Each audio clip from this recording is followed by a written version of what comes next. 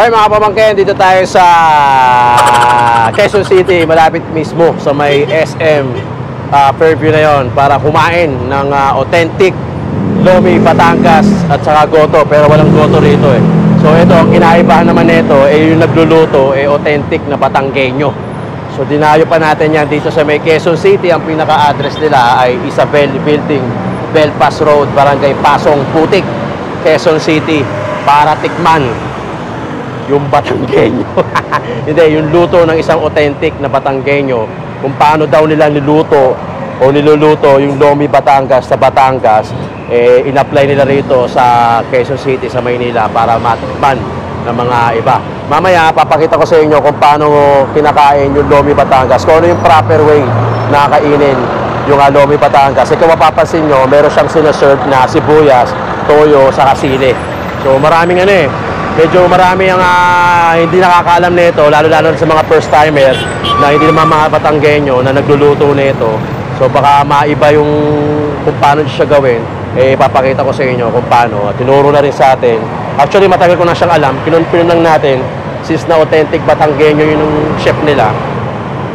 Para malaman natin kung ano ba talaga yung purpose nung nakahiwalay na sibuyas na yon at saka ng toyo na yon. Kasi yung iba hinahalo, yung iba basta mamaya papakita ko sa inyo kung ano yung proper way na pagkain ng Lomi Batangas. So dito lang yan sa Dandix Kitchen and Lomi House sa Quezon City, malapit. Even when you feel low, you can still go. Even when you feel slow, you can still go. Even when there's no hope, you can still go. I never answer to no, man, I still go. Go, go, go, go, go, go, go, go, go, go, go, go, yo, go, go, go. Hustle hard, hustle every single day. I'll be making moves till I'm buried in my grave. To the system, I don't wanna be a slave. I've been doing shit my way, or the highway. And in the driveway is a nice range. Cause I grind through the climb, I invite pain. You'll never hear me, bitch, nah.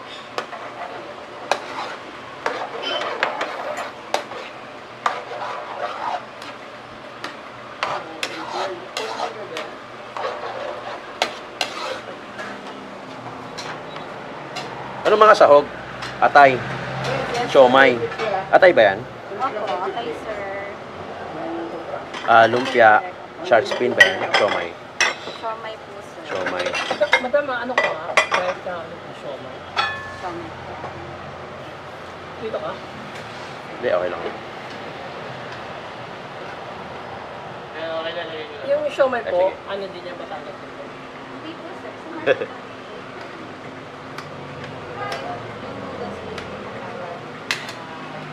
Okay, akin yung maliit. Ayun, ayun. Uy, ang galing! Sige sir, voice over mo naman yan. Hindi eh.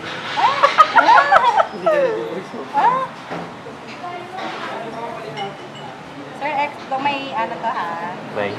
May extra topping na po. Okay. So ito, may extra toppings na 20 pesos. Yes sir. Kaya medyo mas marami, double topping siya, parang gano'n. So kung halimbawang tatlong toppings, mas okay no? Yes, Mas okay yun. Kaya lang hindi nyo na may enjoy kasi puro ano na po yun. Puro toppings na halos, Topping no? na hindi nyo na po siya. Okay. Umay na yun sir. Umay na datingan. Hindi mo ba lalagyan ng bulaklak yun para Parol, gano'n. May ilaw pa yan. Ayun. So yan, may ano to? Chicharon. Saan nyo kinuha yan? Sa Quezon City ba yan? Quezon City. Jenny sir, masarap po. Jenny, what's your problem?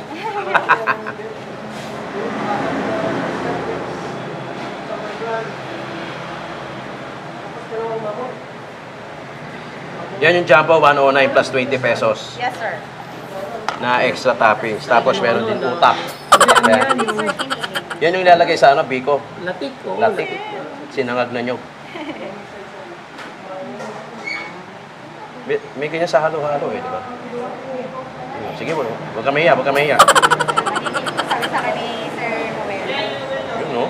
Dagdagan mo, vlogger kami. Oo. Ay, hindi sir. Yan na yung order. Yan na yun, talaga, okay. sir. Yan yan. Yan. Hindi pala effective dito yung Dandix ko. Yan yung double toppings yan sir. Pero pag, ano sir, dalawa lang po yung lumpia niya. Okay. Pagka...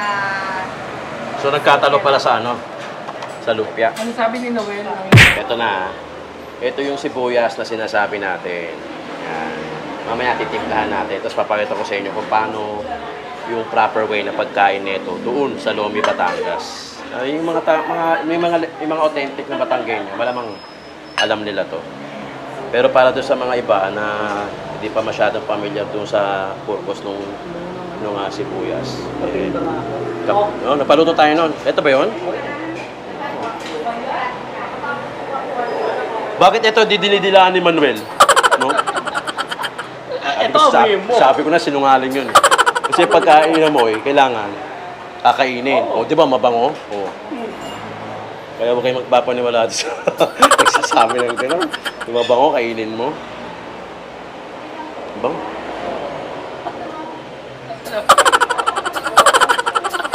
Sarap ha? Sa mikmik. Sarap, lasang mikmik. Toppings daw yan eh.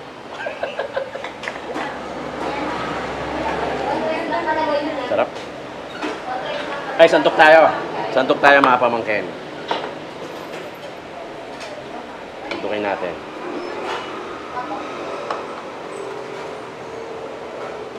Ay, gusto ko to. Hindi masyado malapot.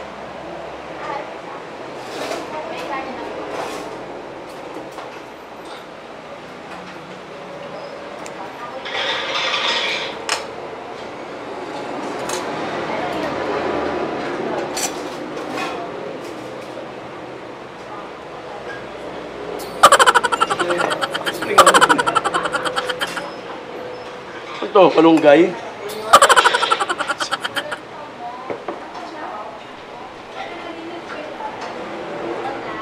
Sabaw na sinaing.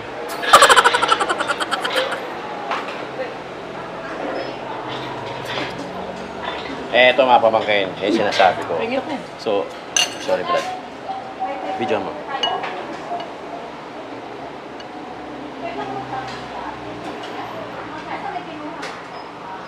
Mas mataas, mas swerte daw eh. Ilang pamahiin.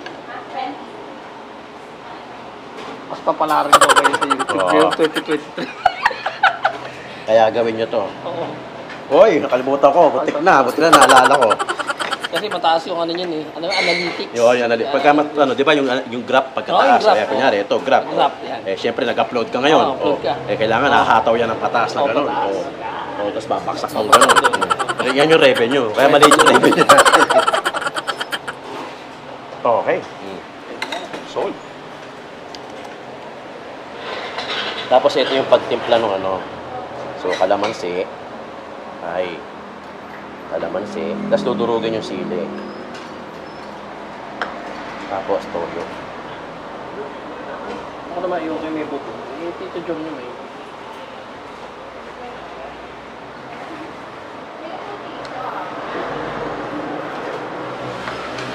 Tikman mo. Oo. Yung wala pa. Pero pag nilagyan mo na nung may toyo, saka kalamansi, saka sibuyas. Nag-iba na yung lasa. Pag wala pang toyo, saka sibuyas, medyo plain lang. Yung talaga yung magpapasarap. Pero kasama kasi ito eh, no? Kasama talaga siya sa kain eh, no? Oo.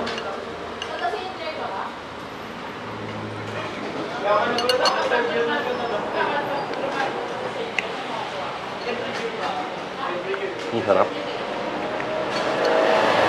Isang kain masarap din.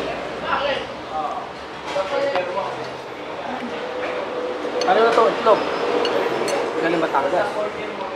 Itlog.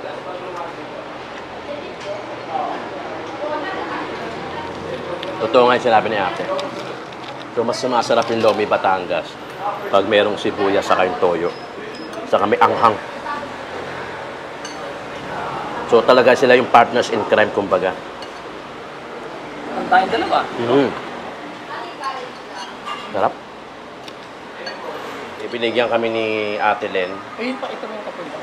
ng kape barako. Pero syempre, shoutout muna kay Ate She Okay. ng Dantix. Dantix. Tapos sa mga regular viewers natin sa YouTube, sila Ma'am Lourdes San Jose, sila Kuya Bong, si Libra 11, sila Asian Warrior, sila Sila... Bagong pangalan na Asian Warrior. bago na. So, yung mga lagi nanonood sa YouTube natin, sa Tito Joe, shoutout sa inyo lahat. Siyempre, pati na sa kasama natin si Barney, si Kali Food Vlogs, kay Ate Shea Dandix. Kapeng Barako ulit. Papakita mo yung kape. First time natin makakatikim. So, ito yung Kapeng Barako na sinasabi ni Manuel Olaso na pagka mabango, kainin mo. So, inahamon kita ngayon, kainin mo to. Kasi mabango to. Mali ka eh. Dapat dilaan muna. Pag mabango, dilaan mo. Ano, masarap. Masarap. Sarap. Tapos, asukal na pula. sukal na pula. Para to dito. Oo. Sarap. Naamoy ko nga eh. Nakita ba yun? Ngayon lang ako ma. Ngayon lang ako ma. Uli mo.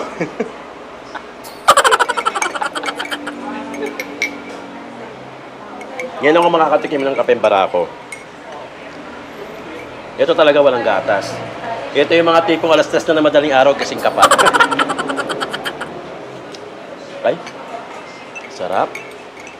Sarap ang Kapeng Barako. So ito yan. Mamaya ingi tayo. Isang sako kami dyan. Gusto namin magpuyan. Yung tipong gising mo alas 7 na, no?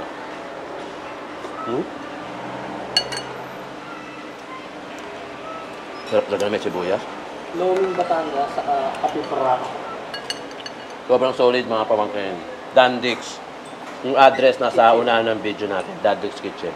Pagka Belfast napadpad Road. ka rito sa may SM, SM Fairview, Belfast Fairview, yung Belfast Road, makikita nyo na siya. May makikita kayong mga LTO na nanguhuli. Doon na yun. Pero wala na, malis na. Sobrang solid dito. Mapapasolid likod ka.